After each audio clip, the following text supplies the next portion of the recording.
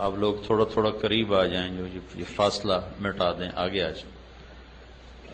جوان آدمی ٹیک چھوڑ دیں، بوڑھا ضعیف آدمی ٹیک لگا لے، کوئی بات نہیں، لیکن جو ٹھیک ٹھاک لوگ ہیں ٹیک نہ لگاؤ، ذرا سیدھے ہو کے بیٹھو۔ اللہ کی بات کو ادب سے، دھیان سے، توجہ سے سننا۔ معلومات میں اضافہ نہیں، وہی باتیں ہیں جو سنی سنائی ہیں، لیکن دھیان سے سننے سے دل پہ اثر ہوتا، بے دھیانی سے سنے تو وہ اوپر سے نکل جاتا۔ اس وقت ہم 1,24,000 انبیاء علیہ السلام کی بنائی ہوئی بتائی ہوئی ترتیب پر چلتے ہوئے مینا کے پہاڑوں میں آ گئے۔ جیسے ابھی بھائی جنید کہہ رہے تھے کہ حکم دیکھا جاتا ہے کہ حکم کیا ہے، سمجھ میں آئے یا نہ آئے۔ کپڑے اتار کے 2 چادریں پہنو، حالانکہ اب اگر ہم اپنے لباس میں ہو تو آسانی رہے۔ اب کسی کو تہمت باندھنے کا طریقہ نہیں آتا، کسی کو اوپر کی چادر سنبھالنا نہیں آتا، کبھی تہمت ڈھیلا ہو رہا، کبھی چادر گر رہی، کسی نے اس کو گانٹھیں دی ہوئی ہیں، کسی نے اس کو ویسے چپکایا ہوا ہے۔ تو کیا کہیں گے کہ بھائی اللہ کا امر ہے اور امر کو ویسے ہی پورا کیا جاتا ہے جیسے کہا جاتا ہے، اس میں اپنا اختیار نہیں ہے، اس میں اپنی تدبیر نہیں ہے۔ چھری بکرے کے سینے میں گھونپ دی جائے تو خون اس کا بھی نکل جائے گا، لیکن کوئی اس کے سینے تو اللہ نے صرف ہمیں نہیں سارے نبیوں کو یہاں پہنچایا۔ یہ تھوڑا آگے ہمارے مسجد خیف ہے، آج سے 14 صدی پہلے اسی وقت میں ہمارے نبی کا خیمہ بھی لگا ہوا تھا، اور 1 لاکھ کے قریب انسان آپ کے دائیں بائیں تھے۔ آپ کا خیمہ چمڑے کا تھا، سرخ چمڑے کا خیمہ آپ کے لیے لگایا گیا تھا، اور آپ کے دائیں طرف مکے کے لوگوں کو حکم دیا گیا خیمے لگاؤ، اور آپ کے بائیں طرف مدینے کے لوگوں کو حکم دیا گیا خیمے لگاؤ۔ آپ کے سیدھے ہاتھ مہاجرین کے خیمے تھے، اور آپ کے الٹے ہاتھ انصار کے خیمے تھے۔ ان پہاڑوں نے نبیوں کو دیکھا، صحابہ کو دیکھا، اللہ کے بڑے محبوب مقرب بندوں کو دیکھا، بندیوں کو دیکھا۔ ذرا سے شک پر جیلوں میں ڈال دیتے ہیں، قتل کر دیتے ہیں۔ تاریخ بھری پڑی ہے کہ وفاؤں بھری زندگی میں ذرا سا شک ہوا بادشاہوں کو سولیوں پہ لٹکا دیا۔ تاریخ مسلمانوں کی بھی غیر مسلموں کی بھی تاریخ بھری پڑی۔ تو بادشاہوں کا دستور یہ ہے جس کو جو نافرمانی کرتا ہے اسے دھکا دے دیتے ہیں، اسے اپنے سے دور کر دیتے ہیں۔ اور ہمارا اپنا نظام بھی یہ ہے، جو ہمارے مزاج پہ نہیں چلتا، سگا بھائی کیوں نہ ہو تو آنا جانا بند ہو جاتا، میل ملاقات بند ہو جاتی۔ آگے بچوں کو بھی کہہ دیا جاتا ہے اس کے گھر نہیں جانا۔ یہ ہمارے ماحول کی چیز ہے، میں کوئی نئی چیز نہیں بتا رہا ہوں۔ ایک واحد اللہ ہے جس نے سارا سال میری نافرمانیوں کو دیکھا، میرے گناہوں کو دیکھا، میری جرتوں کو دیکھا کہ میں نے اللہ کو کیسے کیسے للکارا، کیسے کیسے اندھیرے اجالے میں اپنی منہ کالے کیے، زبان گندی کی، آنکھوں کو گندا کیا، ہاتھوں کو گندا کیا، پاؤں کو غلط استعمال کیا، پیسے کو غلط استعمال کیا، روئیں روئیں کو داغدار کر دیا، تن ہم داغ داغ شد، گناہوں سے سارا تن داغ داغ ہوا۔ میں حیران ہوں پھر اللہ نے ہمیں کیوں بلا لیا؟ وہ تو ہمیں دھتکار دیتا، دفع ہو جاؤ، تم اس قابل ہی نہیں ہو کہ میرے دربار میں بلائے جاؤ۔ یہ کیوں بلا لیا؟ سگی اولاد کو دھتکار دیا جاتا ہے۔ روزانہ اخباروں میں آق نامے لکھے ہوتے ہیں، میں نے آق کر دیا، روزانہ اخبار بھرے پڑے ہوتے ہیں۔ اور پھر میں اس پہ حیران ہو رہا تھا کہ اللہ کو تو ہماری ضرورت بھی کوئی نہیں۔ یہ مینا کی وادی میں ایک بھی حاجی نہ آئے تو اللہ کے دربار میں، اللہ کی شاہی میں کوئی کمی تو نہیں آئے، اور جتنے موجود ہیں اس سے 10 گنا 1000 گنا ہو جائیں تو اللہ کی بادشاہی میں زیادتی کوئی نہیں ہوگی۔ اللہ کا حرم بھرا پڑا ہے طواف کرنے والوں سے، اس سے اللہ بڑا تو نہیں ہو گیا، اور ایک بھی طواف کرنے والا باقی نہ بچے تو اس سے اللہ چھوٹا تو نہیں ہو جاتا۔ انا اغنى الشركاء عن الشرك واللہ الغنی وانتم الفقراء۔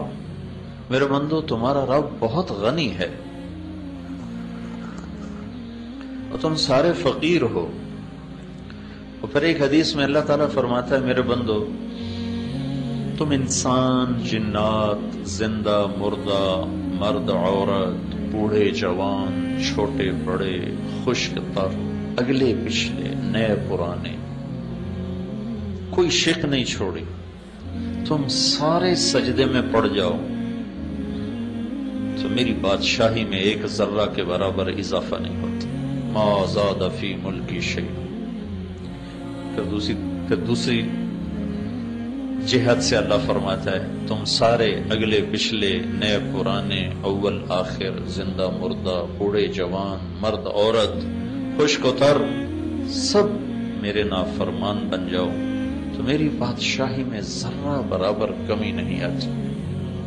جو اتنا بے نیاز ہو وہ نافرمانوں کو کیوں بلاتا ہے؟ کیا ظرف ہے میرے اللہ کا، کیا ظرف۔ عبیدی یبارزوننی بالعظائم، میرے بندے بڑے بڑے گناہ کر کے مجھے للکارتے ہیں۔ وَأَنَا أَكْلَأُهُمْ فِي مَضَاجِعِهِمْ كَأَنَّهُمْ لَمْ يَعْصُونِي، اور میں انہیں رات کو ایسی نیند سلاتا ہوں جیسے سارا دن انہوں نے میری کوئی نافرمانی کی ہی نہ ہو۔ تو بھائیو، سب سے پہلے تو ہم سب مرد عورت اللہ کا شکر ادا کریں۔ کہاں ہم اور کہاں یہ نکہت گل، نسیم صبح تیری مہربانی، کہاں منا۔ یہ سامنے اللہ کے نبی کا خیمہ لگا ہوا تھا، یہ سامنے مسجد خیف، اور ادھر یہ رائٹ سائڈ ہے مسجد خیف کی، تو ادھر پتہ نہیں یہاں ابو بکر کا خیمہ لگا ہو، یہاں عثمان کا خیمہ لگا ہو۔ مہاجرین کے خیمے ادھر تھے، انصار کے خیمے ادھر تھے، مکے کی سائڈ انصار کے خیمے، مینا کی سائڈ مہاجرین کے خیمے۔ ہمیں اللہ نے کیوں بلایا؟ میں تو نس نس میں نافرمانی رچی ہوئی، تو ہم تو اس قابل نہ تھے کہ اس یہاں آتے۔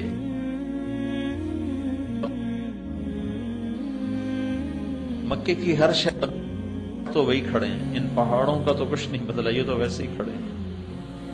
انہوں نے تو 14 صدی کے ہر قافلے کو آتے دیکھا ہے، 14 صدی کے ہر آنے والے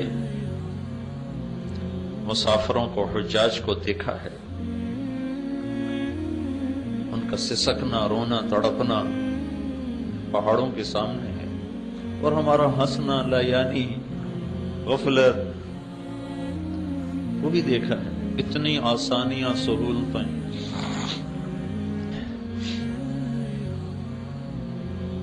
تو بھائیو پہلا ہمیں اللہ کا شکر ادا کرنا چاہیے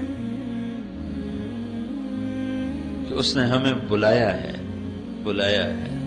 آدمی خود آ سکتا ہے، اپنی طاقت سے آ سکتا ہے۔ میں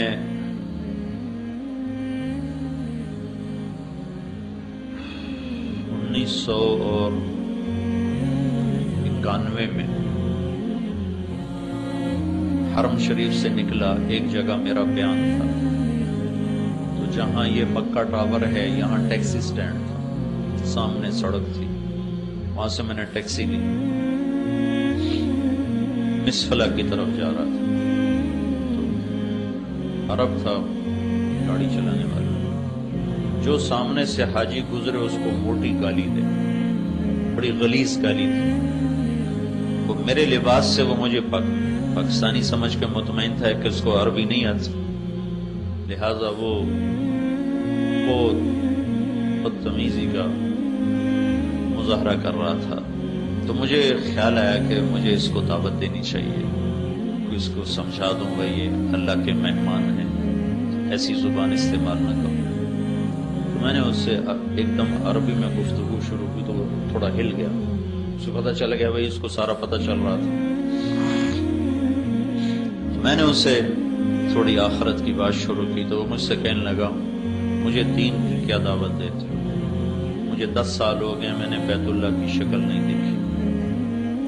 مجھے یہ خیال آیا کہ یہ بدو ہوگا کسی گاؤں دیہات کا جو حج کے سیزن میں کمائی کرنے آ گیا تو نہیں بیت اللہ گیا۔ تو میں نے کہا تم باہر سے آئے ہو حج کے سیزن کے لیے؟ کہنے لگا نہیں میں مکے میں رہتا ہوں، مکی ہوں، میری 2 بیویاں ہیں، 10 برس سے میں نے حرم کے اندر قدم نہیں رکھا۔ تو میں ایک دم چپ ہو گیا صدمے کی وجہ سے۔ تو مجھ سے کہنے لگا پریشان ہو گئے ہو؟ پریشان نہ ہو، مکے میں ایسے بے شمار لوگ جنہوں نے سال ہا سال سے بیت اللہ کی شکل بھی نہیں دیکھی، تو جنہیں وہ نہیں بلاتا انہیں اپنے پڑوس میں رہ کر بھی نہیں آنے دیتا، اور ہمیں اس نے کہاں سے بلایا، جہازوں پہ چڑھایا، گھر چھڑوائے۔ کوئی خوبی تو نظر نہیں آتی کہ جس وجہ سے ہم بلائے گئے ہوں۔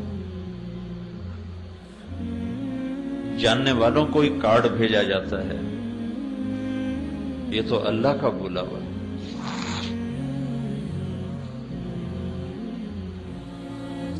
تو بھائیو بہنوں، ہم سب پہ شکر واجب ہے کہ یا اللہ تیرا شکر ہے تو نے ہمیں بلایا ہے۔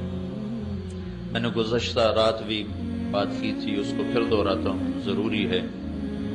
حج کا احرام باندھنے کے بعد اللہ 3 چیزوں کا مطالبہ کرتا ہے۔ فمن فرض فیہن الحج فلا رفث ولا فسوق ولا جدال فی الحج۔ میرے بندو، جب احرام باندھ لو تو اب یہ احرام کی پابندیاں اگرچہ ظاہری طور پر حج سے متعلق ہیں، لیکن 3 چیزوں کا مطالبہ موت تک تم سے کرتا ہوں۔ لا رفث، زبان کے غلط استعمال سے توبہ کر، مرتے دم تک اپنی زبان کو غلط استعمال نہ کرو۔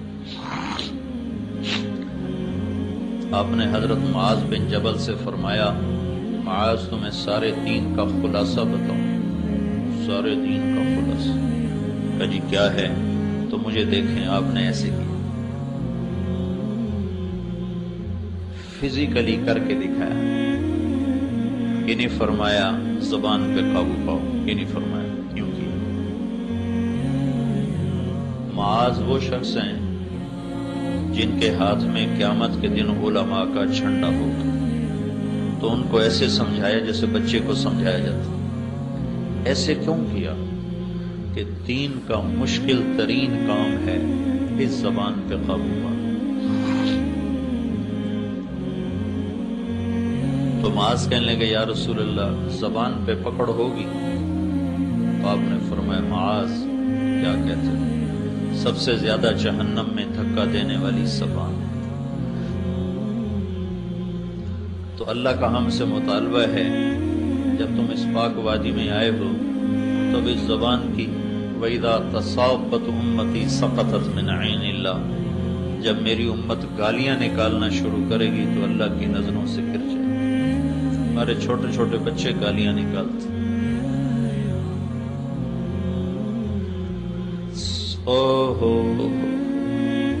کوئی اگر بیت اللہ کو توڑنے جائے تو آپ لوگ کیا کرو گے؟ اس کی بوٹی بوٹی کر دو گے، بیت اللہ کو گرا رہا ہے۔ کسی مسلمان کو ماں بیٹی کی بہن کی گالی دینا یہ بیت اللہ کو توڑنے سے بڑا جرم ہے، کہ بیت اللہ پتھروں کی عمارت ہے، اور مسلمان کا دل ایمان سے بھرا ہوا ہے جس میں اللہ ہے۔ موسیٰ علیہ السلام سے ان کی قوم نے پوچھا تیرے رب کا کوئی گھر ہے؟ تو اللہ تعالیٰ نے فرمایا موسیٰ تیرا رب زمان و مکان سے پاک ہے، لیکن جو دل گناہوں سے پاک ہوتا ہے وہ میرا گھر بن جاتا ہے، میں اپنے بندے کے دل میں بس جاتا ہوں، وہ میرا عرش بن جاتا ہوں۔ تو یہ ایک مطالبہ ہے زبان پہ قابو، صرف احرام تک نہیں، پوری زندگی، ساری زندگی سہتے رہو، چپ رہو۔ چپ رہنے میں بھی بڑا مزہ ہے، جواب دینے کا بھی ایک مزہ ہے، وہ وقتی سا ہوتا ہے۔ چپ رہنے کی ایک تکلیف ہے، وہ وقتی ہوتی ہے، لیکن اس پر جو آگے مٹھاس اور ٹھنڈک اللہ دیتا ہے، شہد بھی کیا چیز، رس گلے اور رس ملائیاں بھی کیا چیز ہیں، پی جا ایام کی تلخی کو بھی ہنس کے ناصر، غم کے سہنے میں بھی قدرت نے مزہ رکھا۔ چپ اوہ نہ کر لبوں کو سی، عشق ہے دل لگی نہیں، سینے پہ تیر کھائے جا، آگے قدم بڑھائے جا۔ تو یہ ایک مطالبہ ہے تمام مردوں عورتوں سے جنہوں نے احرام باندھا ہے، لا رفث، تالا لگا، خیر کی بات کرو، شر کی بات۔ ہنسی مزاح منع نہیں ہے، وہ تو انسانی فطرت ہے، اسے کیسے روکا جا سکتا؟ اللہ کے نبی ہنستے بھی تھے، مزاح بھی کرتے تھے، صحابہ آپ کے سامنے لطیفے بھی سناتے تھے، آپ بھی اس سے خوش ہوا کرتے تھے، ہنسا کرتے تھے۔ دل آزاری منع ہے، بے اکرامی منع ہے، کسی کی پگڑی اچھالنا منع ہے، کسی کو بے عزت کرنا منع ہے۔ اسلام تو ہمیں اوروں کے الزام بھی اپنے اوپر لینے کا سبب ہے۔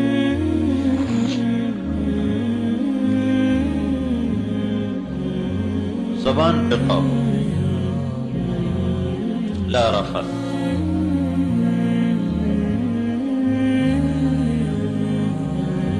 دوسرا مطالبہ ہے ولا فسوق، ولا فسوق۔ تمہاری زندگی میں جتنے کبیرہ گناہ شامل ہیں انہیں نچوڑ دو، آج دھو دو، اپنی زندگی سے نکال دو۔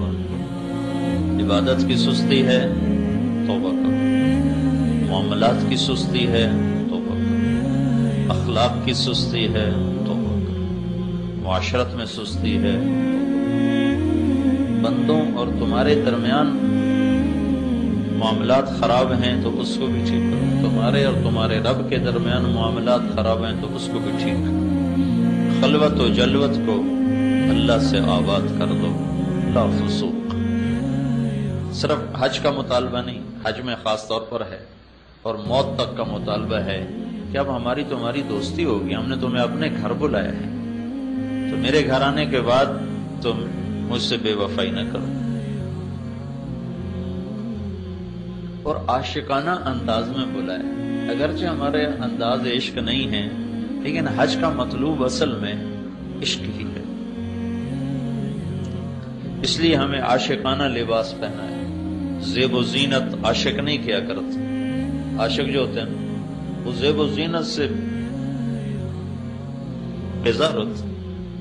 عاشق ہوویں عشق کماں میں، دل رکھیں وانگ پہاڑوں ہو، سہ سہ بدیاں ہزار غلامیں، کر جانے باغ بہاراں ہو۔ منصور جے چک سولی دتے، جڑے واقف کل اسراراں ہو۔ سجدیوں سر چائیں نہ باہو، توڑے کافر کہن ہزاراں ہو۔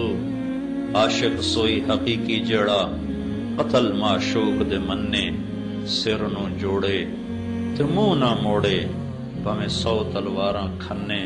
سچا عشق حسین دا باہو، سر دتے تے راز نہ بننے۔ یہ عاشقانہ انداز ہے۔ زیب و زینت بیوی کو بھی نہیں دیکھ سکتے،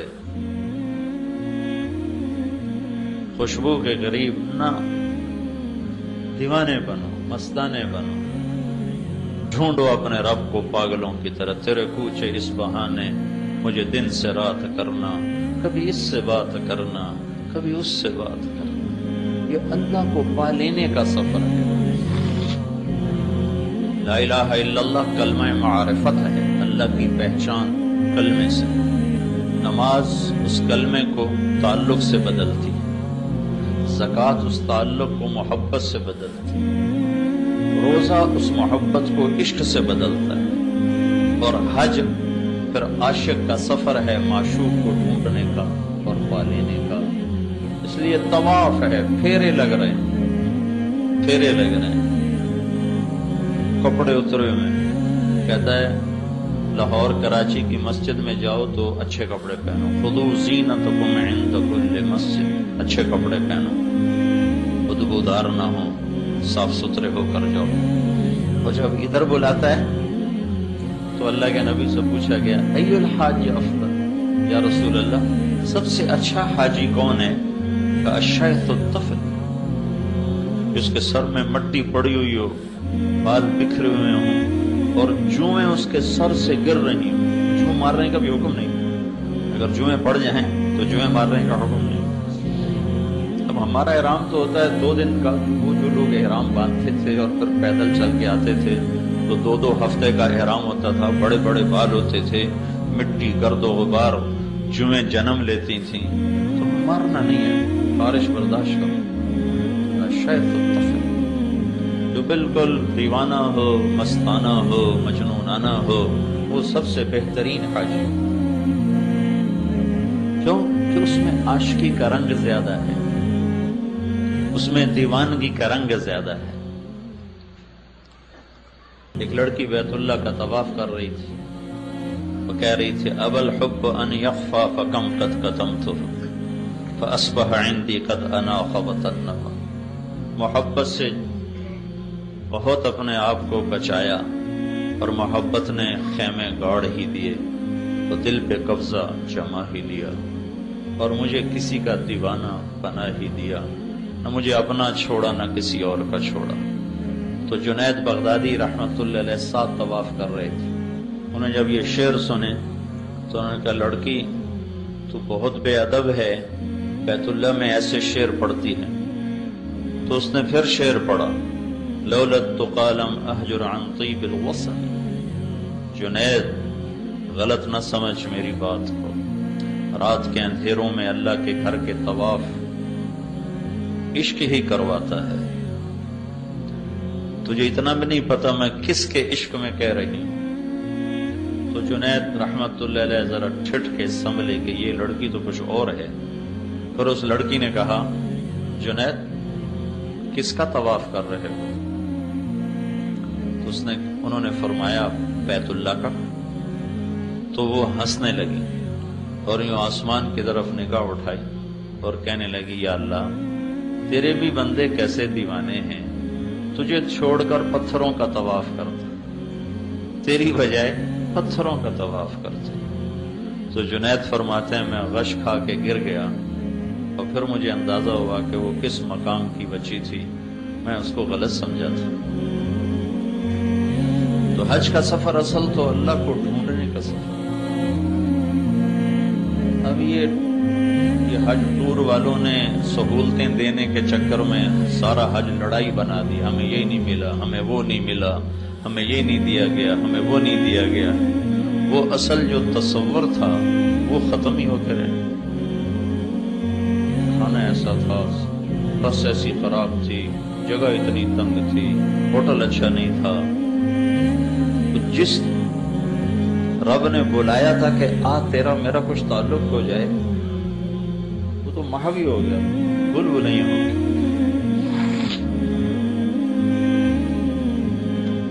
تو بھائیو کل ہماری اللہ کے دربار میں پیشی، بہت بڑا دربار ہے، بہت بڑا دربار ہے۔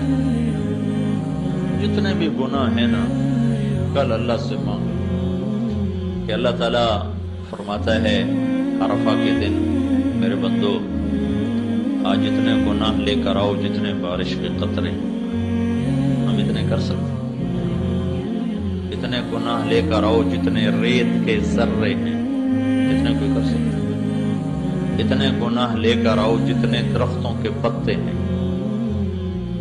اتنے گناہ لے کر آؤ جتنے گردش ایام میں، جب سے ٹائم شروع ہوا، ٹائم اربوں سال پہلے ٹائم شروع ہوا، اس دن سے آج تک جتنے دن رات بنے ہیں اس کے برابر گناہ لے کر آؤ، اس سارے کے مجموعے کے برابر گناہ لے کر آؤ۔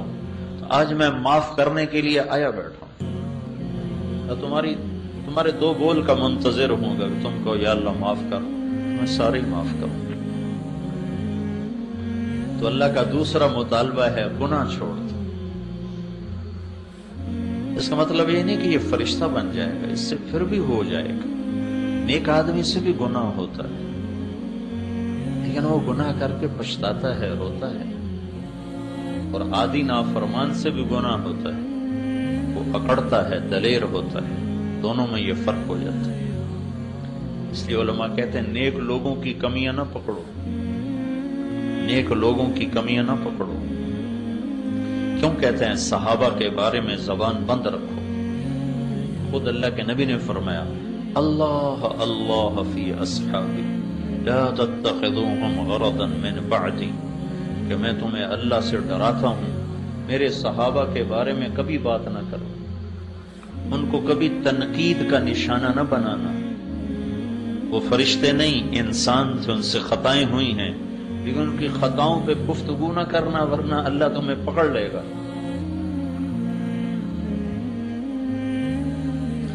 نیک لوگوں کی تو نیک لوگوں کی بات ہے، بدکار کی کمی کو دیکھ کر بھی اسے حقیر نہ سمجھو کہ پتہ نہیں کب توبہ کی توفیق نصیب ہو جائے، کب بخشا جائے۔ یہی جنید جمشید کو ایک دفعہ مجھے یاد نہیں میں کہاں بیٹھا تھا، تو سامنے ٹی وی چل رہا تھا، میں اس کو جانتا نہیں تھا، تو وہ ٹی وی پر یہ آ رہا تھا اور یہ ناچ رہا تھا، تو اس کے گرد لڑکیاں ناچ رہی تھیں۔ تو میرے دل میں ہے کہ اس کو تو ہدایت مل ہی نہیں سکتی، یہ میرے دل میں ہے کہ اس کو تو ہدایت مل ہی نہیں سکتی۔ اور اللہ تعالیٰ نے اسی سال میرا اس کا ٹاکرا کروا دیا۔ بدگمانی تو حرام ہے، اور کسی مسلمان کو اس کے گناہ کی وجہ سے حقیر سمجھنا حرام ہے۔ پتہ نہیں کب توبہ کرے، نہیں توبہ کرتا، پتہ نہیں کون سی بات اللہ پسند کر کے اس کی بخشش کر دے، تو میں پکڑا جاؤں کہ تو میرے بندے کو حقیر کیوں سمجھتا تھا۔ تو دوسرا مطالبہ ہے اللہ تعالیٰ کا، گناہ چھوڑو، ہو جائے گا توبہ کرو، جب ہو توبہ کرو، توبہ کی کوئی حد نہیں۔ اور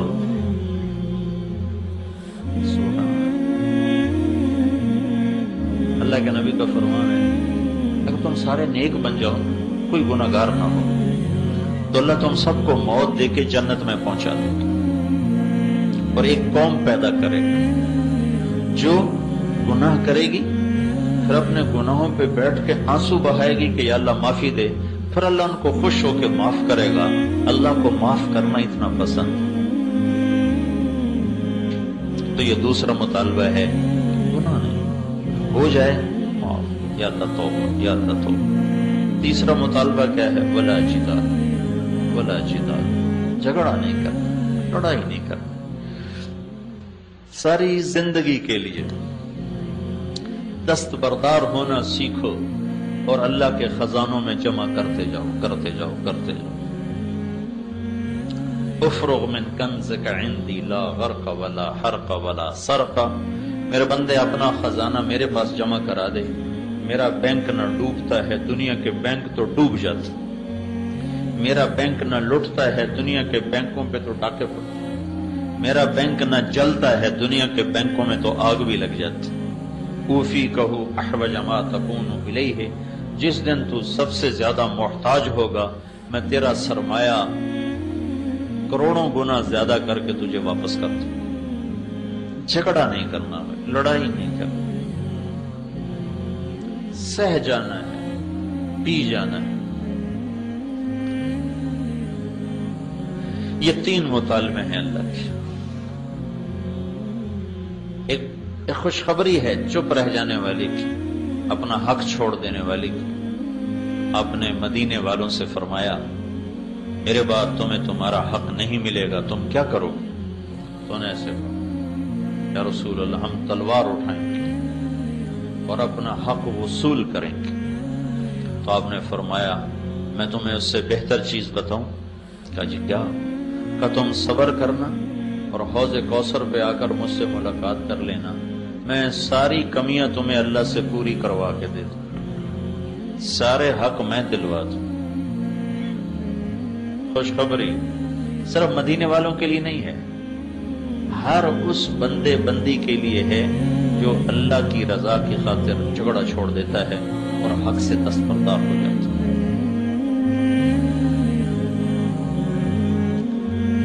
یہ ایک مطالبہ ہے احرام کے دوران، اور اس کو پیش کیا گیا ہے موت تک، کہ موت تک یہ زندگی اپناؤ۔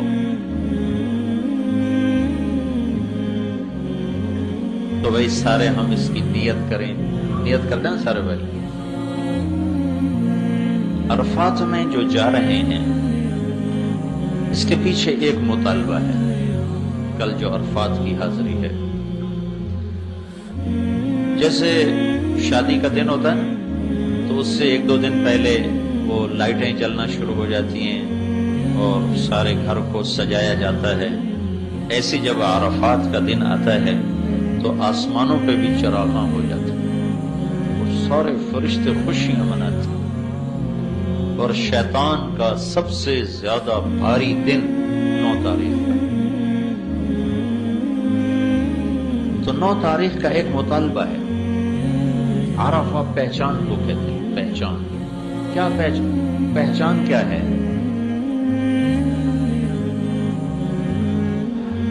آدم علیہ السلام کو اللہ نے آسمان سے اتار کے سری لنکا پہنچایا اور حوا کو شام میں پہنچایا۔ جیسے مردوں میں یوسف علیہ السلام سب سے حسین ہے، عورتوں میں حوا اللہ نے سب سے حسین بنا، ان جیسا حسن دنیا میں کسی عورت کو نہیں ملا قیامت تک۔ 40 سال میاں بیوی چلتے رہے روتے رہے، چلتے رہے روتے رہے۔ 40 برس کے بعد چلتے چلتے جبل رحمت کے قریب ایک طرف سے آدم علیہ السلام چل کے آ رہے تھے اور دوسری طرف سے اماں جان چل کے آ رہی تھیں، اور دونوں کا ٹاکرا اور آمنا سامنا عرب اس میدان میں ہوا، پہچان کا میدان، عرفہ، عرفات، پہچاننے کا میدان۔ دونوں اماں ابا نے یہاں بیٹھ کر اللہ سے توبہ کی اور معافی مانگی اور دعا کی اور روئے اور کہا ربنا ظلمنا انفسنا وإن لم تغفر لنا وترحمنا لنكونن من الخاسرین۔ اللہ نے ان کی توبہ کو قبول فرمایا۔ تو عرفات میں جانے کا سب سے بڑا مقصد ہے کہ ہم جتنے مرد عورت جا رہے ہیں ہم وہاں جا کے توبہ کریں۔ توبہ ایک ہے معافی مانگنا، ایک ہے توبہ کرنا۔ معافی مانگنا تو یہ ہے کہ یا اللہ میرے پچھلے معاف کر دو، اور توبہ یہ ہے کہ یا اللہ آئندہ بھی کوئی نہیں کروں گا، آئندہ بھی کوئی نہیں کروں گا۔ ایک صاحب کہہ رہے تھے ایسی جاویدہ ہے، پچھلے معاف کرا کے آ جاویدہ پھر شروع ہو جاویدہ ہے۔ تو یہ معافی مانگنے والا طبقہ تو بہت بڑا ہوتا ہے، توبہ کرنے والا کوئی کوئی ہوتا ہے۔ تو ہم نے توبہ کرنے جانا ہے، اور اللہ کی بارگاہ میں بڑا اونچا عمل ہے توبہ۔ تو وسعت رحمت ایسی ہے کہ اللہ تعالیٰ یوں فرماتے ہیں میرا بندہ اتنے گناہ کر کے آسمان کی چھت کو لگا، پھر صرف ایک دفعہ کہہ دے یا اللہ معاف کر تو میں سارے معاف کروں گا۔ قارون کو جب زمین میں دھنسایا جا رہا تھا، سورہ قصص میں 2 رکوع اس کے اللہ نے اتارے ہیں اس کی مذمت اور برائی میں، اور وہ تو موسیٰ علیہ السلام کی منتیں کرنے لگا، مجھے معافی دے دو، مجھے معافی دے دو، مجھے معافی دے دو، اور موسیٰ علیہ السلام کہتے رہے زمین کو اور پکڑو اور پکڑو اور پکڑو۔ جب وہ سارا زمین میں دھنس گیا تو موسیٰ علیہ السلام نے تو اللہ تعالیٰ نے ارشاد فرمایا، موسیٰ تیری منتیں کرتا رہا، تو نے معاف نہ کیا، میری عزت کی قسم ایک دفعہ مجھ سے معافی مانگتا میں باہر نکال دیتا۔ لو استغاثنی لأغاث۔ قارون کے لیے اللہ یہ کہہ رہا ہے کہ اگر یہ مجھ سے معافی مانگتا تو میں معاف کر دیتا۔ تو ہم تو اللہ کے نبی کے امت ہی ہیں، ہمارے پیچھے تو اللہ کے نبی کی کروڑوں دعائیں ہیں اور آپ کا بہت بڑا آسرا ہے۔ تو بھائی سارے مردوں سے، عورتوں سے، بھائی بہنوں سے یہ گزارش ہے کہ ہم پکی توبہ کی نیت کرتے ہیں۔ بنی اسرائیل میں ایک نوجوان تھا، زندگی اس کی بڑی غلط تھی، تو اس کو شہر والوں نے شہر سے نکال دیا۔ شہر سے نکلنا ایک قسم کی موت ہوتی تھی اگر قطع تعلق ہو کہ اسباب زندگی باہر تھے ہی نہیں، تو کچھ عرصہ تو وہ جیا، پھر جب اسباب زندگی ختم ہوئے تو بھوک نے ڈیرا ڈالا، فاقوں نے گرا دیا اور بیماری نے گھیرا، موت سر پہ آن کھڑی۔ تو اس نے دائیں بائیں دیکھا کوئی میرا مددگار ہو، کوئی میرا بچانے والا ہو، لیکن سارا شہر ہی اس کے خلاف تھا۔ پھر اس نے ایسے آسمان کو دیکھا اور کہنے لگا، یا من لا تضرہ الذنوب ولا تنقصہ المغفرہ، اے وہ ذات جسے معاف کرنے سے کوئی کمی نہیں آتی اور عذاب دینے سے وہ بڑا نہیں بن جاتا، مجھے سب نے چھوڑ دیا ہے، میں نے ساری زندگی تیری نافرمانی کی، میں تجھ سے معافی مانگتا ہوں، مجھے معاف فرما دے، میں نے تیرے بارے میں سنا ہے تو بڑا غفور الرحیم۔ موت کے وقت کی تو توبہ قبول ہی نہیں ہوتی، لیکن اللہ جو چاہے کر دے۔ جب وہ مرا تو اللہ نے موسیٰ علیہ السلام سے فرمایا، میرا ایک دوست جنگل میں مر گیا ہے، اس کے جنازے کا انتظام کرو، جو اس میں شرکت کرے گا اس کی بھی بخشش ہو جائے گی، جو اس کے کفن دفن میں شریک ہوگا اس کی بھی بخشش ہو جائے گی۔ تو لوگوں نے جب سنا تو انہوں نے دوڑ لگائی، آگے دیکھا تو وہی نوجوان آوارہ گرد، تو انہوں نے موسیٰ علیہ السلام سے عرض کی، اس کو تو ہم نے شہر بدر کیا تھا اس کی نافرمانی کی وجہ سے، یہ اتنا مقرب کیسے بن گیا کہ اس کے کفن دفن میں شریک ہوں تو بخشے جائیں۔ موسیٰ علیہ السلام نے اللہ تعالیٰ سے پوچھا تو اللہ تعالیٰ نے ارشاد فرمایا، یہ ایسا ہی تھا جیسے یہ کہہ رہے ہیں، لیکن موت کے وقت جس درد سے اس نے مجھے پکارا، میری عزت کی قسم اگر اس وقت یہ پوری دنیا کی بخشش مانگتا تو میں اس کی طفیل ساری دنیا کو معاف کر دیتا، اس نے صرف اپنی بخشش مانگی، میں نے معاف کر دیا۔ تو بھائی سب سے گزارش ہے کہ حج کی بہت بڑی چیز ہے اور حج کا بہت سر فہرست مطالبہ ہے کہ ہم عرفہ میں توبہ کے لیے جا رہے ہیں، تو سارا مجمع توبہ کی نیت کرے۔ توبہ کیا ہے؟ جو پچھلے گناہ کیے یا اللہ وہ معاف کر دے، جو آئندہ زندگی اس میں نہیں کروں گا، سب معاف ہوگا۔ ہاں کسی کا حق دبایا ہوا ہے، وہ گناہ معاف ہو گیا، حق معاف نہیں ہوا، وہ واپس کرنا ہوگا۔ اللہ کے نبی نے فرمایا کہ شہادت ہر گناہ دھو دیتی، لیکن اگر شہید بھی کسی کا حق مار کے مرا ہوگا تو اللہ اسے قیامت کے دن بولے، شہید نبیوں کے بعد ان کے درجے ہیں شہید۔ اللہ تعالیٰ فرمائیں گے اس کا حق ادا کرو جو تو نے دبایا تھا۔ وہ کہے گا یا اللہ وہ تو لاہور میں تھا، کراچی میں تھا، پشاور میں تھا، پنڈی میں تھا، یہاں تو نہیں۔ تو اللہ تعالیٰ فرمائیں گے میں نے وہ منگوا لیا ہے، ادا کرو۔ کہا جی کدھر ہے؟ جاؤ فرشتوں سے، اللہ کہے گا اس کو جہنم میں لے جاؤ۔ تو جہنم کے 7 حصے ہیں، جہنم حطمہ، لظہ، سعیر، سقر، جحیم، حاویہ۔ حاویہ منافقین کے لیے ہے، وہ حق حاویہ میں پڑا ہوگا۔ شہید جہنم کے سارے حصوں سے گزرتا ہوا حاویہ میں آئے گا اور اسے اٹھا کر اوپر جائے گا۔ جب کنارے پر آئے گا تو اللہ دھکا دے گا اور پھر نیچے گرے گا۔ یہ شہید کے ساتھ معاملہ ہے۔ تو عام آدمی اگر کسی کا حق مار کے مر گیا تو وہ کدھر جائے گا؟ کہاں سے نجات پائے گا؟ تو بھائیو توبہ کرو، توبہ کرو۔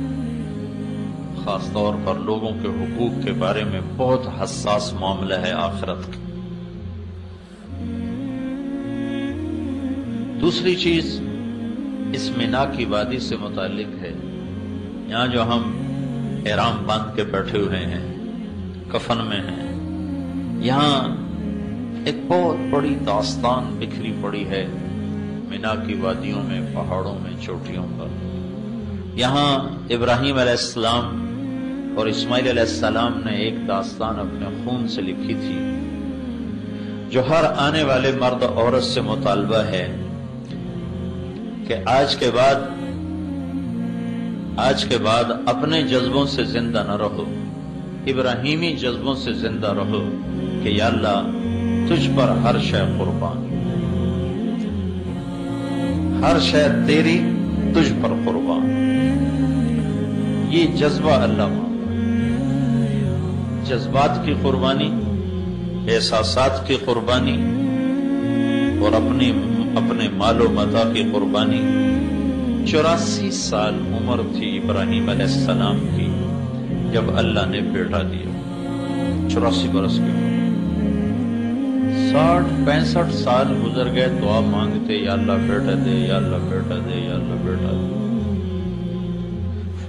اور فلسطین سرسبز زیتون، امرود، انگور کے باغات میں اللہ تعالیٰ نے رکھا ہوا ہے، بیٹا ملا۔ 2 ہفتے نہیں گزرے تھے کہ اللہ نے کہا نظروں سے دور کر دو۔ کہاں لے جاؤں یا اللہ؟ کہا جہاں ہم کہیں۔ کہا مجھے کیا پتا تو کہاں کہے گا؟ تو اللہ تعالیٰ نے فرمایا جبریل تمہاری راہبری کرے۔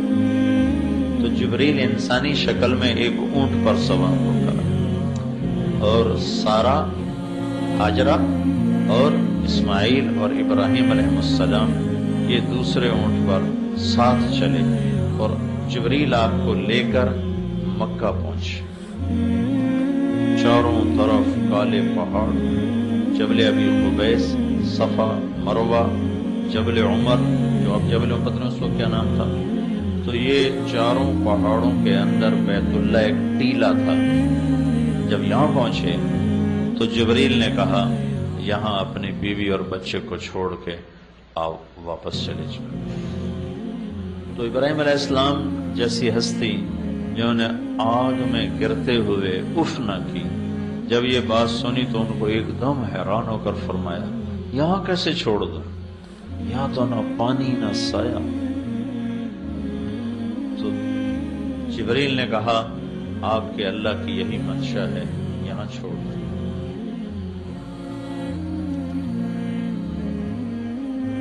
جب ان کو چھوڑ کر چلنے لگے تو وہ حیران پریشان۔ وہ تو مصر کی شہزادی تھی ہاجرہ، مصر کے بادشاہ نے اپنی بیٹی نکاح میں دی تھی۔ حیران پریشان، یہ کیا کر رہا ہے ہمارے ساتھ؟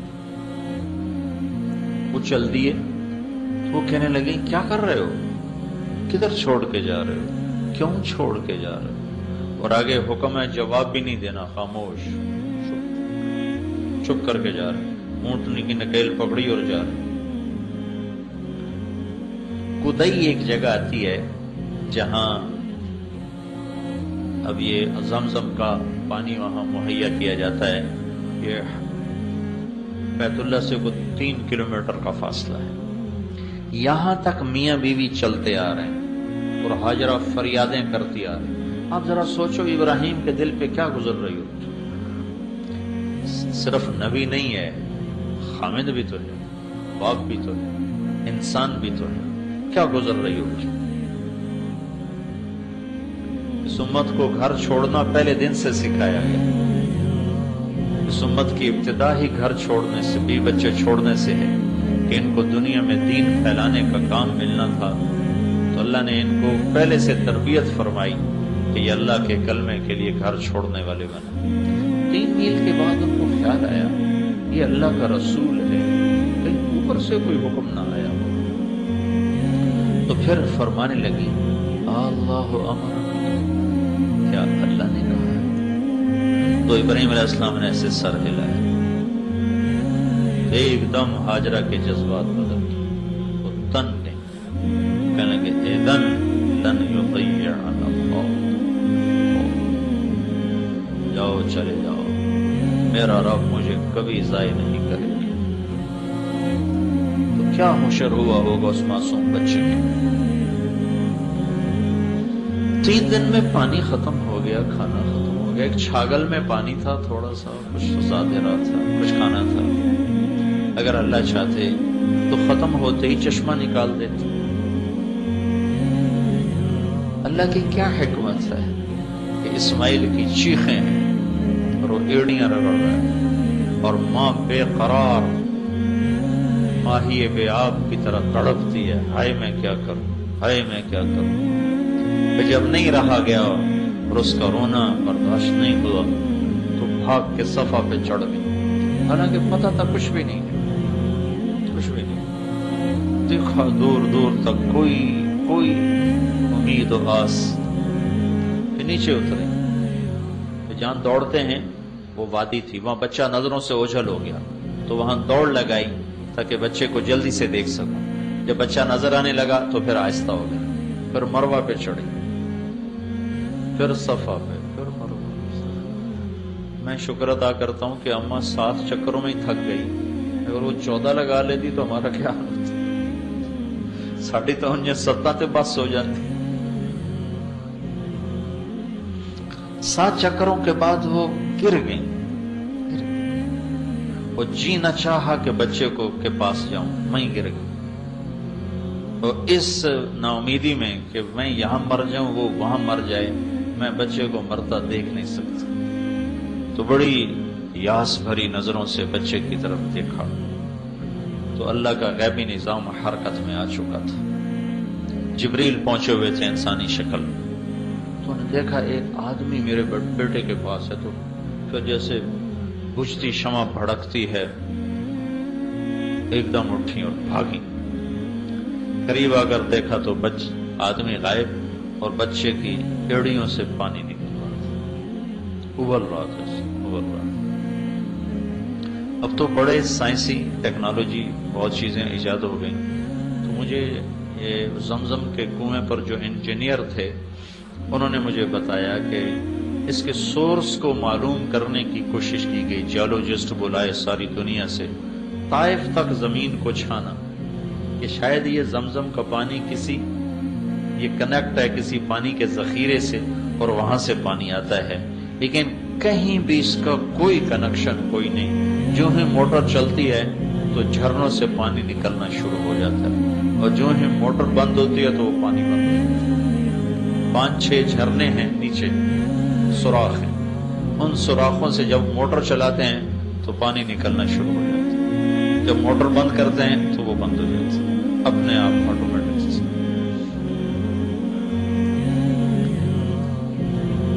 1 سال گزر گیا تو اللہ تعالیٰ نے ملنے کی اجازت دی.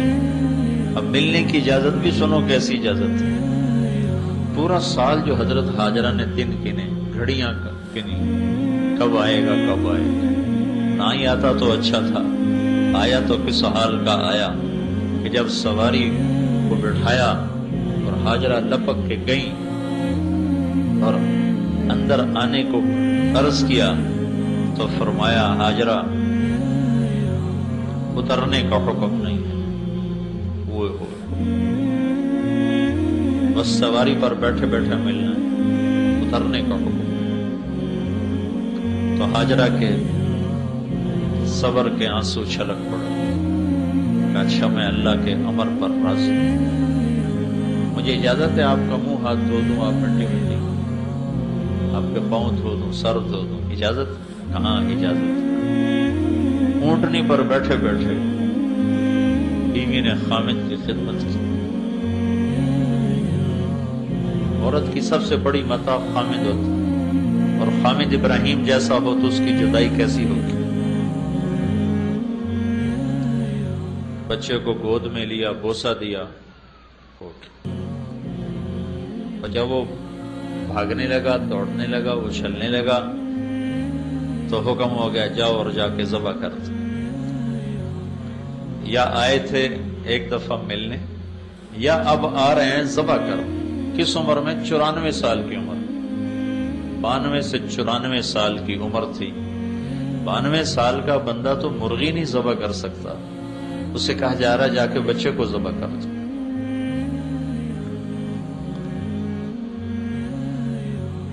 تو جب وہ یہاں پہنچے ہیں تو حجرہ سے کہا بچے کو تیار کر دو، میں اسے سیر کرانے جا رہا ہوں. تو اسماعیل بھی بڑے اچھل رہے کہ آج میرا ابا مجھے سیر کرانے لے جا رہا، میں ابا کے ساتھ سیر کرنے جا رہا ہوں. وہ چھری انہوں نے چھپائی ہوئی ہے، وہ لے کر نکلے ہیں تو پیچھے شیطان آ گیا حاجرہ کے پاس. تجھے خبر ہے کہاں لے کے گیا؟ سیر کرانے کا. نہیں، ذبح کرنے جا رہا ہے. تو انہوں نے فرمایا وہ اللہ کا نبی ہے، وہ ایسا نہیں کر سکتا. تو شیطان نے کہا اللہ نے تو کہا ہے کہ ذبح کرو. تو حاجرہ نے کہا پھر تو شیطان ہوگا جو اللہ کے حکم کو روکتا ہے، دفع ہو جا میری نظروں سے. تو ابراہیم علیہ السلام پتہ نہیں کہاں سے چلے، کس طرف سے مینا میں داخل ہوئے. پہلے شیطان کو جو ہم کنکری مارتے ہیں، یہاں شیطان اسماعیل کو نظر آئے اور ایسے اشارہ کیا، مجھے دیکھو ایسے اشارہ، ہاتھ کا اشارہ گردن پہ ایسے کیا، یہ تجھے ذبح کرے گا، یہ ایک اشارہ. تو انہوں نے اپنے ابا کو بتایا کہ ایک آدمی مجھے ایسے ایسے کر رہا ہے. تو ابراہیم علیہ السلام نے اس کو 7 پتھر مارے تو وہ زمین میں پھنس گئے. آگے چلے تو تھوڑی دور گئے تو وہ پھر ظاہر ہو گئے. پھر اسماعیل کو ایسے ایسے کیا. پھر انہوں نے اپنے ابا کو بتایا تو انہوں نے پھر اس کو 7 پتھر مارے، پھر زمین میں دھنس گئے. پھر آگے چلے، تیسری جگہ وہ سامنے آیا. پھر انہوں نے کہا ابا مجھے ایسے کر رہا ہے. تو انہوں نے پھر پتھر مارے، پھر نہیں آیا. پھر وہاں سے یوں مڑے، دائیں طرف پہاڑ ہوتا تھا، چند سال پہلے تک وہ پہاڑ موجود تھا، اب انہوں نے ہٹا کے، اللہ ان کو جزائے خیر دے، آل سعود کی بڑی خدمات ہیں حجاج کرام کے لیے. تو انہوں نے اس پہاڑ کے ساتھ ایک وادی تھی، اس وادی میں اس کو گھاٹی تھی، اس میں بچے کو لے گئے. اور قرآن یوں کہتا ہے یا بنی انی ارا فی المنام انی اذبحک فانظر ماذا ترى. میرے بیٹے مجھے اشارہ مل چکا ہے تیرے ذبح کرنے کا، تو کیا کہتا؟ ذبح کرنے. کیا ماں تھی جس نے 7-8 برس کے بچے کی ایسی تربیت کی کہ وہ کہنے لگے یا ابا تفعل، ابا فوراً جلدی کرو. یا ابت ایک لفظ بتاتا ہے کہ اسماعیل پر ذرا خوف نہیں آیا. افعل کا لفظ بتاتا ہے کہ خوشی سے کہو ستجدنی انشاء اللہ من الصابرین. اپنا دعویٰ نہیں کیا. دیکھو تواضع، دیکھو معصوم بچے کی کیا انشاءاللہ کہا. انشاءاللہ ابا آپ دیکھو گے میں صبر والا ہوں. انشاءاللہ اللہ کو بیچ میں شامل کیا. تو ابراہیم علیہ السلام کہنے لگے بیٹا تجھے خبر ہے میں کیا کہہ رہا ہوں؟ تو بہت خوش بول رہا ہے. تو فرمایا مجھے خبر ہے آپ جو کچھ کہہ رہے ہیں، سودا بڑا سستا ہے، آپ کے بدلے میں اللہ مل جائے گا، اللہ آپ سے بہتر ہے. دنیا کے بدلے میں جنت مل جائے گی، جنت دنیا سے بہتر ہے. پھر بچے کا ذہن ماں کی طرف چلا گیا. تو اسماعیل فرمانے لگے ہاں مجھے اپنی ماں کا خیال آ رہا ہے، اسے بہت دکھ ہوگا میرے مرنے کا. تو آپ ایسا کریں ابا، میں آپ کو اپنا کرتا اتار کے دیتا ہوں، یہ آپ میری نشانی رکھ لیں اور میری ماں کو جا کے دے دیں، جب وہ مجھے یاد کیا کرے گی تو میرا کرتا دیکھ لیا کرے گی، اور آپ اپنے کرتے میں مجھے کفن دے کر ادھر ہی دفن کر دینا، مجھے مکے نہ لے جانا، وہاں نہ لے جانا، ادھر ہی دفن کر دینا۔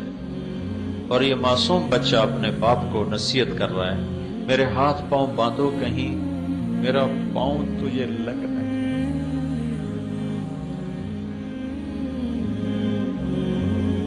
اور مجھے الٹا لٹا دو کہ آنکھوں سے آنکھیں چار نہ ہوں، تیرا ہاتھ کانپ نہ جائے، اور آنکھوں پہ پٹی باندھ لو تاکہ تیرا دل مضبوط رہے تو گھبرا نہ جائے۔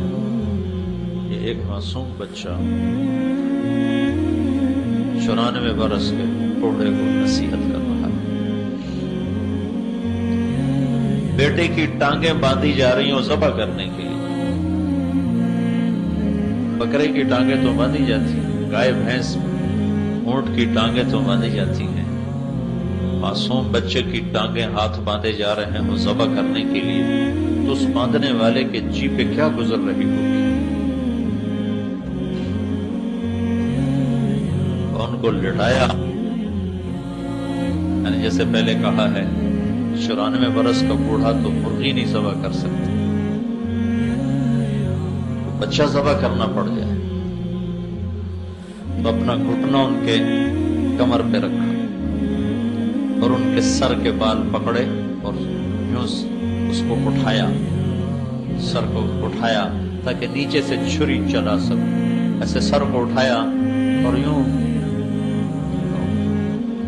کیا منظر ہوگا، یوں آسمان کی طرف دیکھا اور کہا یا اللہ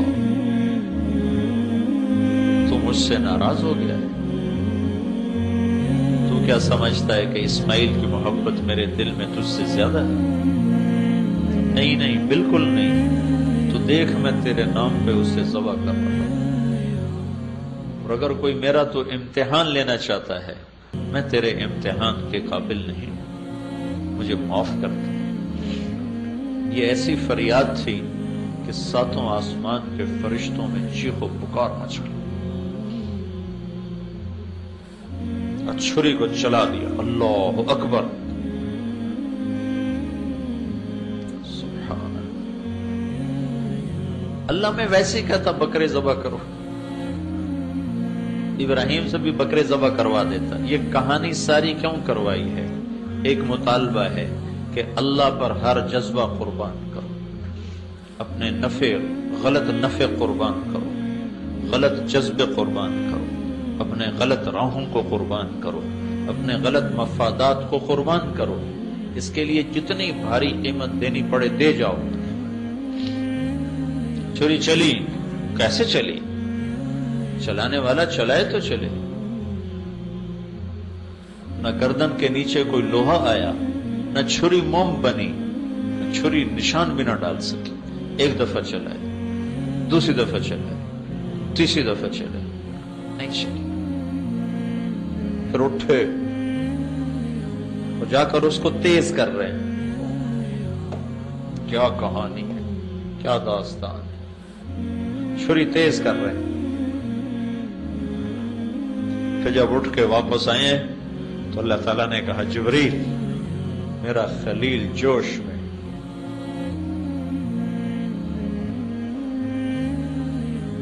فوری پہنچو، اب میرا خلیل جوش میں، فوری پہنچو۔ تو 1 سیکنڈ کے 1000 کروڑ میں کھرب میں حصے میں جنت سے چھترا لیا، اسماعیل کو کھسکایا، چھترے کو ڈالا، چھری پار ہوئی گردن کے پار۔ ابراہیم سمجھے اسماعیل ذبح ہو گیا، پٹی جو آنکھ کھلی تو جبریل بھی کھڑا ہے، اسماعیل بھی کھڑا ہے، اور چھترا ذبح ہوا۔ اللہ کے نبی قربانی میں چھترا ذبح کیا کرتے تھے، ساری زندگی آپ 2 چھترے ذبح کیا کرتے تھے، ایک اپنی قربانی کا، ایک امت کی طرف سے آپ ذبح کیا کرتے تھے۔ ویسے تو گائے، اونٹ، بیل، بکرا، بکری، چترا، دمبا، بھیڑ سب چلتا ہے، لیکن اللہ کے محبوب ہمیشہ قربانی 2 چتروں کی کیا کرتے تھے اپنی طرف سے، بیویوں کی الگ ہوتی تھی۔ وہ سنت ابراہیمی کی یاد میں چھترا لایا گیا تھا۔ تو ہم سب سے اللہ کا مطالبہ ہے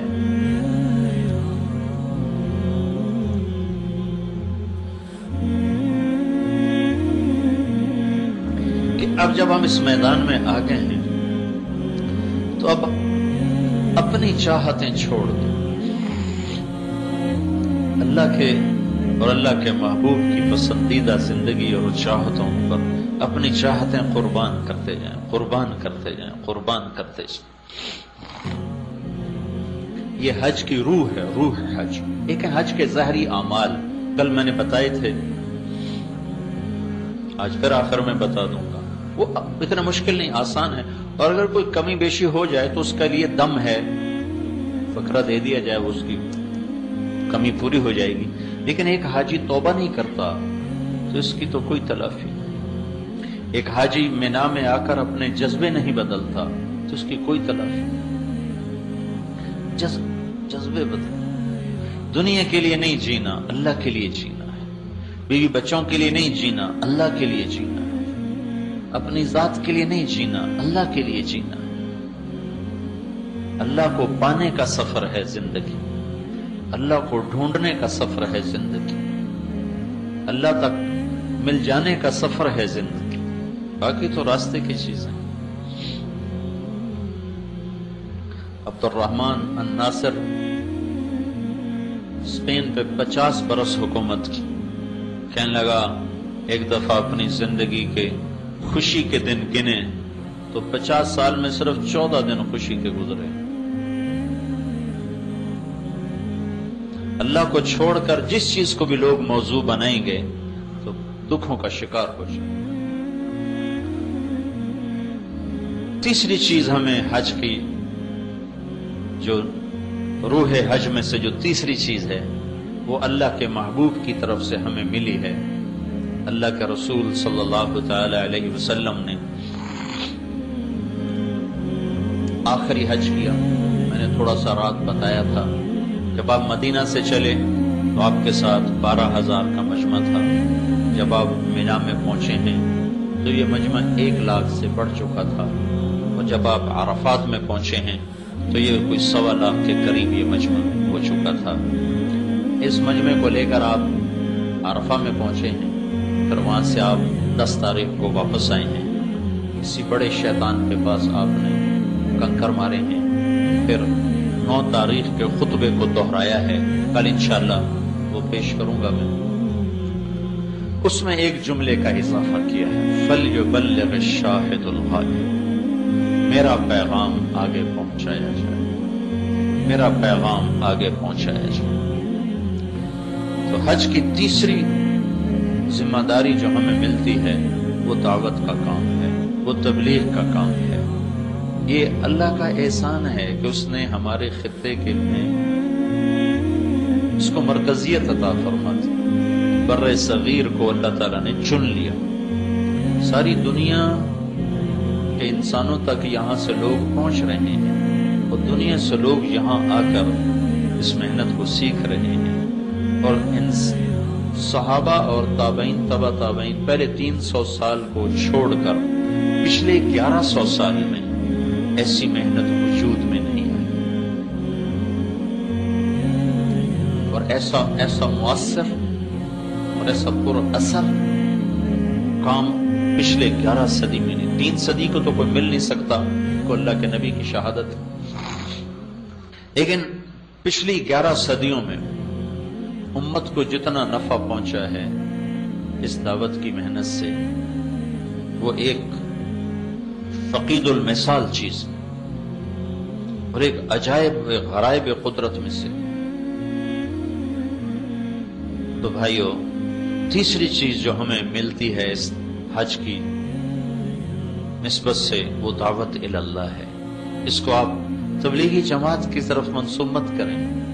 میرا نبی براہ راست کہہ رہا ہے فَلْيُبَلِّغِ الشَّاهِدُ الْغَائِبُ، میرا پیغام جو مینا میں حاضر ہو جائے الف لام کے ساتھ کہ قیامت تک جتنے لوگ مینا میں آئیں گے وہ میرا پیغام آگے پہنچائیں گے. تو اس کو واپس جا کر مینج کریں کہ کچھ وقت ہم اس دعوت کے مبارک کام کے لیے نکالیں. اپنے دنیا کے کاموں کو تو ہم وقت دے ہی رہے ہیں، اس میں داخل کریں، اضافہ کریں اس مبارک محنت کا، اس مبارک کام کا، جس سے اوروں تک دین پہنچے، اوروں تک کلمہ پہنچے. پوری امت کا اجتماعی جرم ہے کہ ہم 6 بر اعظم میں بسنے والے انسانوں تک اللہ کا پیغام نہیں پہنچا رہے.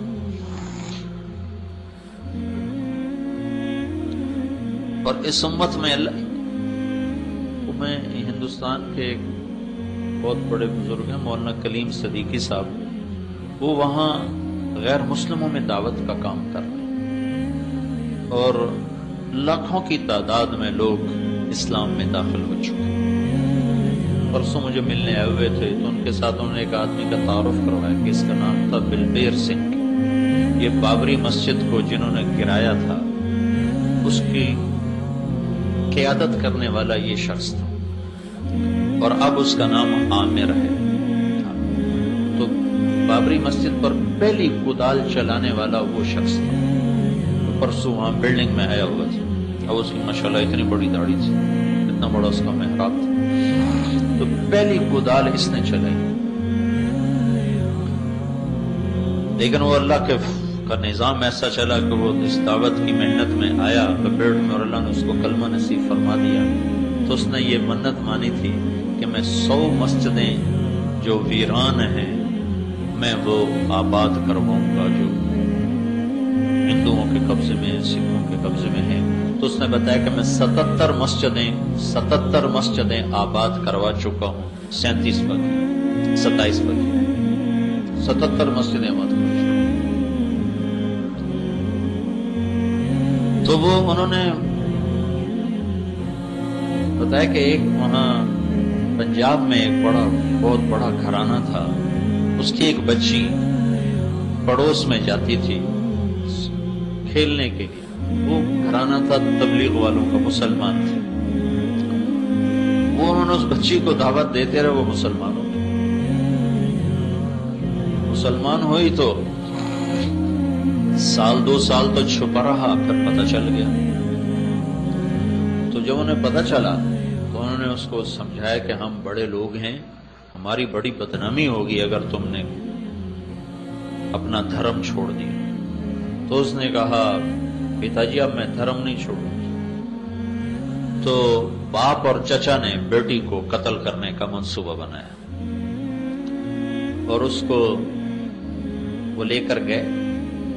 پہلے سے انہوں نے اپنے ملازموں سے گڑھا کھدوا دیا. تو باپ اور بیٹا چاچا دونوں اس بچی کو لے کر گئے. اس بچی نے اپنا نام رکھا تھا حرا. اس نے اللہ کے نبی کی سیرت سنی نا اس گھر میں کہ اللہ کے نبی غار حرا میں گئے، تو اس نے اپنا نام حرا رکھا ہوا تھا. تو جب وہاں کہ انہوں نے بچی کو دھکا دیا اس اور اس کو پیٹرول چھڑکا اور اس کو آگ لگا دی. تو اس کے چاچا نے کہا تو ہمیں مسلموں کی دوزخ سے ڈراتی ہے، ہم تجھے دنیا میں دوزخ کا مزہ چکھاتے. تو جب اس بچی کو آگ لگ رہی تھی تو وہ کہہ رہی تھی چچا مسلمان ہو جاؤ، چچا مسلمان ہو جاؤ، پتا جی مسلمان ہو جاؤ، دوزخ کی آگ سے بچ. وہ کہنے کہ یا اللہ تو گواہ ہے، میں نے تیری محبت میں یہ سب کچھ برداشت کیا اور مجھے جہنم کی آگ سے بچا دے. اور وہ آخری سانس تک یہی کہتے رہے پتا جی مسلمان ہو جاؤ، چاچا مسلمان ہو جاؤ. تو جب وہ واپس آئے تو چچا بہت سنگ دل تھا، مار دھاڑ والا تھا، لیکن باپ تو باپ تھا، وہ گر گیا چارپائی پہ.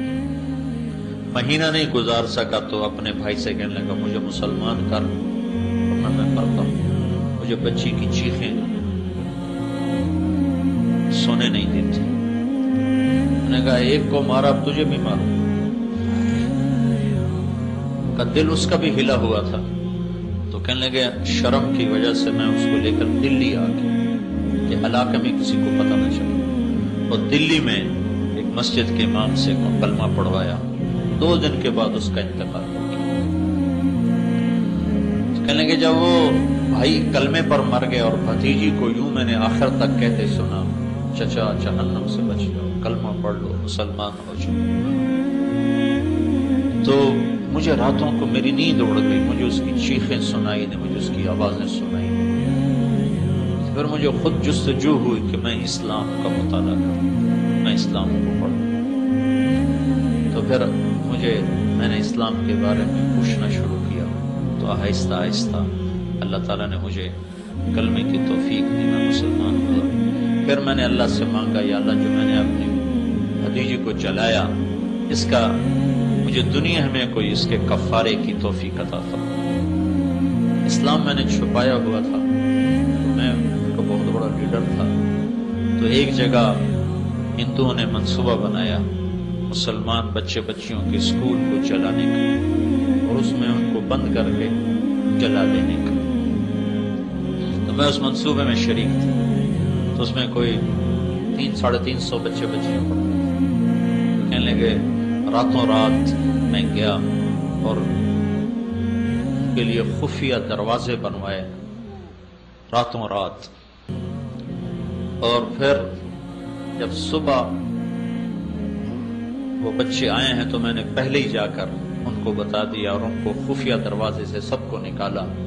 جب آ کر وہ اٹیک ہوا ہے تو بچے سارے وہاں سے نکل چکے تھے. تو اس کے بعد میری روح کو سکون ہوا ہے کہ اب میں سکون کی نیند سوتا ہوں کہ میں نے 300 بچوں کی زندگی بچائی ہے. تو یہ کلمہ عجب شے ہے. یہ آدمی کو اگر صحیح معنی میں اندر میں اتر جائے تو یہ بیٹھنے نہیں دیتا. ہمارا کلمہ ٹھنڈا ہے. تو تبلیغ کا کام بھائیو یہ حج کی تیسری ذمہ داری ہے جو اللہ تعالی ہمیں اللہ کے محبوب کے ذریعے سے پہنچا رہا ہے. فَلْيُبَلِّغِ الشَّاهِدُ الْغَائِبُ، میرا پیغام آگے پہنچا دو. تو اس میں تبلیغی جماعت کا تو سوال ہی کوئی نہیں، طارق جمیل کا تو سوال ہی کوئی نہیں. میں اچھا ہوں یا برا ہوں میرا اور میرے اللہ کا معاملہ ہے. لیکن میرے ذمہ ہے اگر جبت ہیں جماعت کی آستینوں میں، مجھے ہے حکم اذان لا الہ الا اللہ. میرے تو ذمہ ہے صدا لگانا، مجھے اس کی دعوت دینا. کیا پتا کوئی ایسا بندہ تیار ہو جائے جو میری بھی بخشش کا ذریعہ بن جائے. کہتے ہیں خود عمل ہوتا نہیں، لوگوں کو تبلیغ کرتے ہیں، اس کا کیا فائدہ؟ اس کا فائدہ یہ ہے، یہ میں نہیں کہتا ہوں کہ عمل نہ کرو، لیکن میں ایک غلط چیز کی وضاحت کرنا چاہتا ہوں کہ میرے نبی نے فرمایا نیکی کی راہبری کرنے والے کو بھی نیکی کرنے والے کا اجر ملتا ہے. کیا پتا ہمیں اور بخشوا لے اوروں کے ذریعے. ایک حدیث آپ کو سناتا ہوں. لوگ جنت میں جا رہے ہوں گے اور جہنمی مجرم کھڑے ہوں گے تو ان کے سامنے سے جنتی گزریں گے تو ایک جہنم والا ایک جنتی سے کہے گا بھائی آپ مجھے پہچانتے ہو؟ وہ کہے گا نہیں. کہ آپ کو یاد نہیں، آپ فلاں جگہ پر تھے، آپ کو وضو کی ضرورت تھی تو میں نے آپ کو وضو کا پانی مہیا کیا تھا، یاد آیا؟ ہاں یاد آیا. کہ میری سفارش تو کر دے. تو وہ کہے گا یا اللہ تیرے اس بندے نے اپنا ایک احسان مجھے یاد دلایا ہے تو مہربانی فرما دے، اس کو بھی معاف کر دے. تو اللہ تعالیٰ فرمائیں گے چلو تیری وجہ سے اس کو بھی معاف کر دے.